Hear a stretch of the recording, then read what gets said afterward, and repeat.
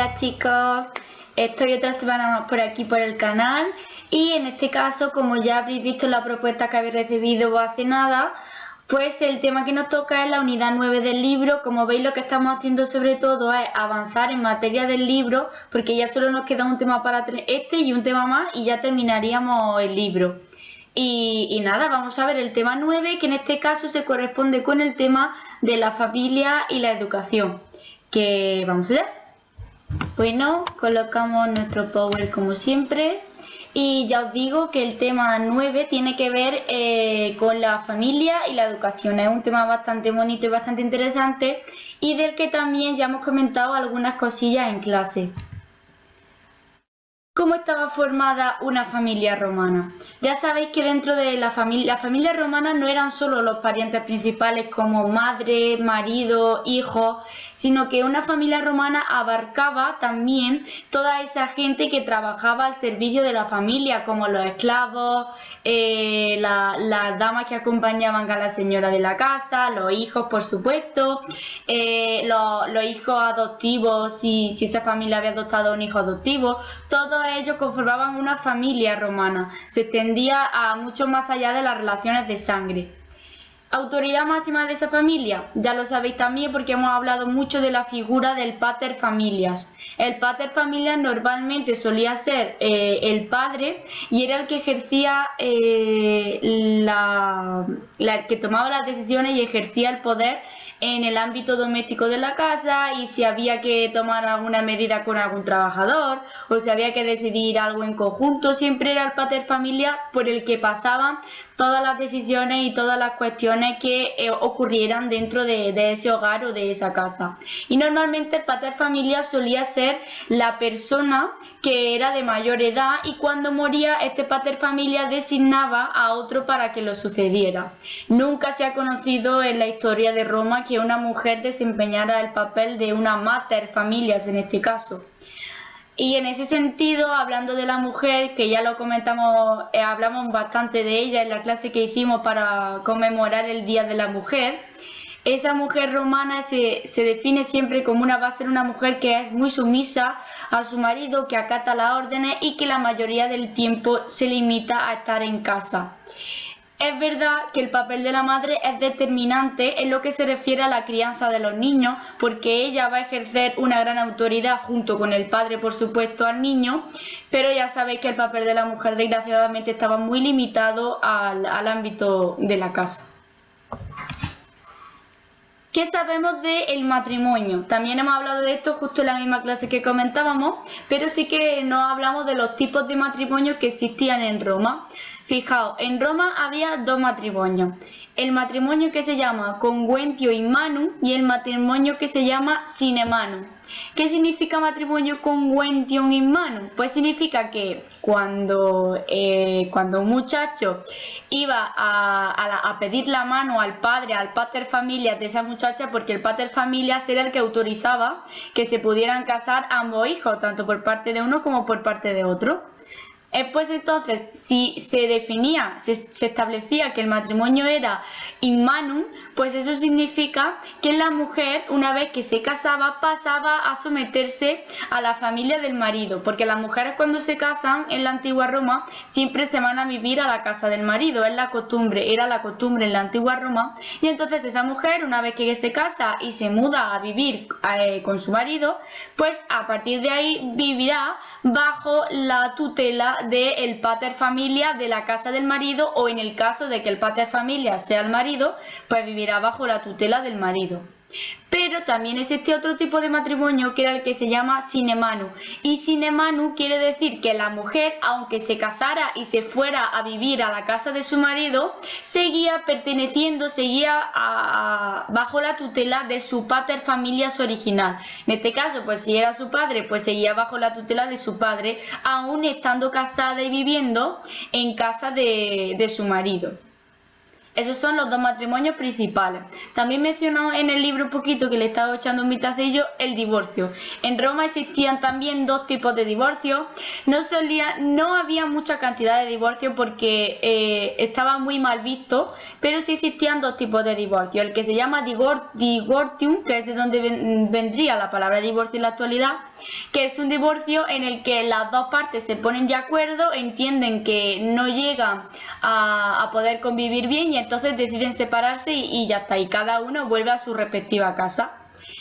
Y luego está el repudium, y el repudium significa que el marido rechaza a su mujer, quiere decir que ya esa mujer de cierta manera queda como marcada de que ha sido una mala mujer y su marido la repudia, entonces tiene que abandonar la casa y algunas veces incluso al volver a su antigua casa su pater familiar la rechazaba.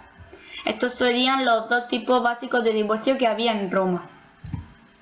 ¿Y qué finalidad tiene el matrimonio en Roma? La finalidad que tiene el matrimonio no es ni más ni menos que procrear hijos, procrear una descendencia. Entonces, ¿cómo era la vida de un niño o de una niña? También hablamos de esto en la misma clase de la mujer. Y bueno, decíamos que...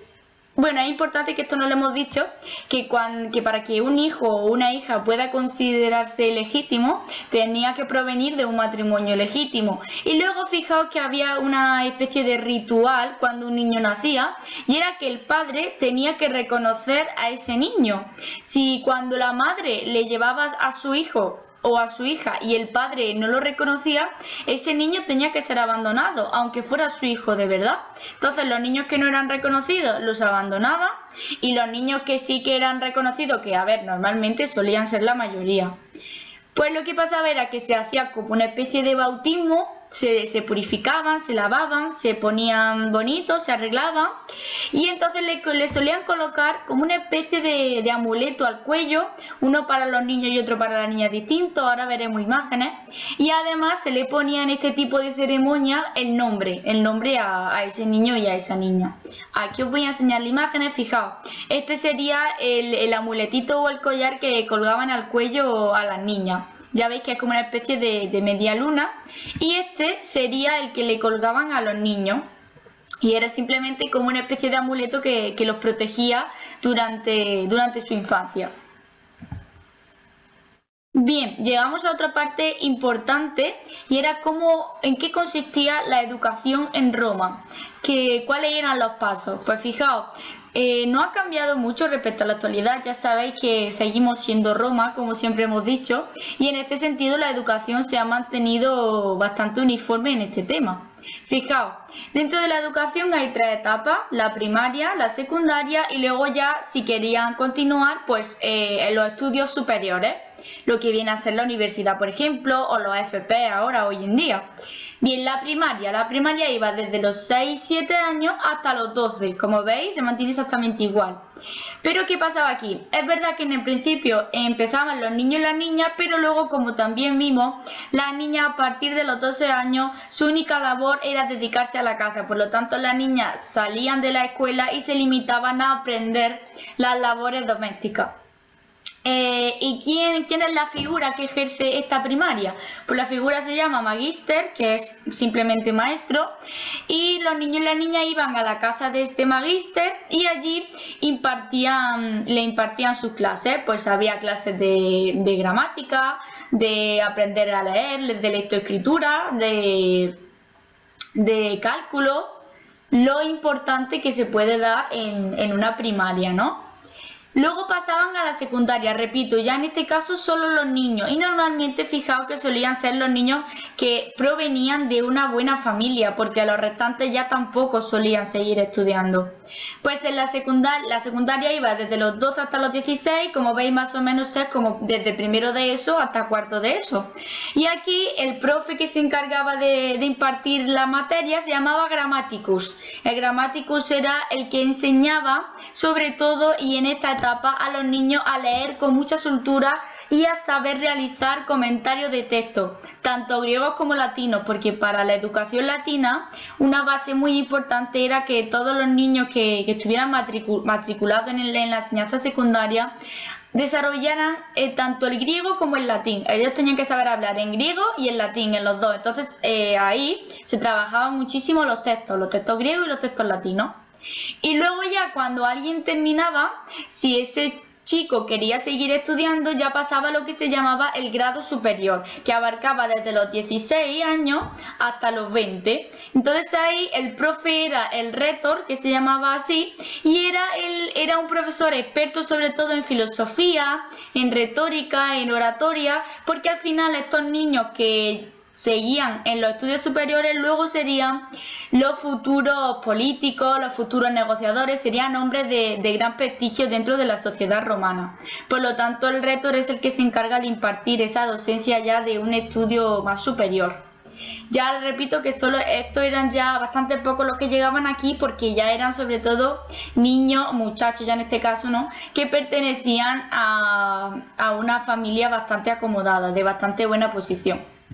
¿Qué más tenemos por aquí? Bueno, ya para terminar, simplemente porque también, bueno, lo pone en el tema, que sepáis que los romanos, aparte de cultivar su mente, pues no olvidaban tampoco el terreno de lo físico, de la educación física en este caso, y entonces normalmente todos los niños romanos eran adiestrados o disciplinados en, por ejemplo, deportes como el lanzamiento de disco, que era muy común, el lanzamiento de jabalina, que estos siguen vigentes, ¿no?, hoy en día en los Juegos Olímpicos, por ejemplo.